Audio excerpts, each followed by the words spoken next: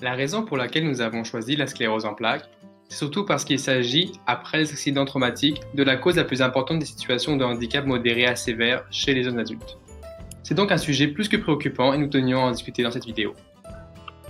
Mais qu'est-ce que la sclérose en plaques? La sclérose en plaques est une maladie auto-immune, chronique et dégénérative qui touche le système nerveux central et plus particulièrement la gaine de myéline. Avant de s'attarder sur le sujet, une révision de quelques concepts de base s'impose. Le neurone est l'unité fonctionnelle qui compose le système nerveux central. Il est composé de dendrites qui reçoivent l'information, d'un corps cellulaire qui intègre l'information et d'un axone qui, lui, propage l'information jusqu'à la synapse. La gaine de myéline est composée de lipides et de protéines qui s'enroulent autour des axones et qui permet une conduction plus rapide de l'influx nerveux. Elle est fabriquée par les oligodendrocytes et les cellules de Schwann.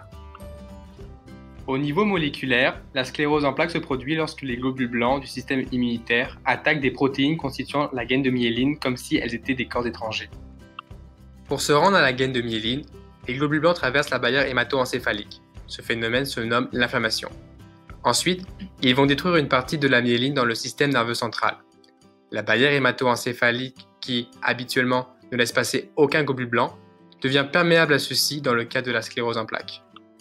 Il existe 4 formes de sclérose en plaques. La forme rémitante, ou poussée-rémission, 2 formes progressives et une forme bénigne.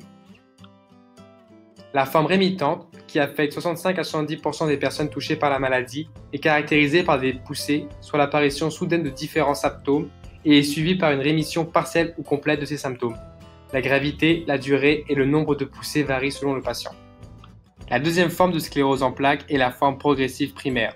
Dans ce cas, il n'y a pas de poussée, mais plutôt une apparition progressive de nouveaux symptômes ou l'aggravation de symptômes déjà présents. Il n'y aura pas de phase de rémission dans cette forme de sclérose en plaques. Voici quelques informations pertinentes en lien avec la sclérose en plaques. Savez-vous que la sclérose en plaques affecte environ 1 personne sur 1000 et que les femmes sont 2 à 3 fois plus touchées par cette maladie que les hommes? Le Canada, les États-Unis, l'Europe et le sud de l'Australie, qui sont tous des régions éloignées de l'équateur, font partie des zones présentant une plus haute prévalence de la maladie.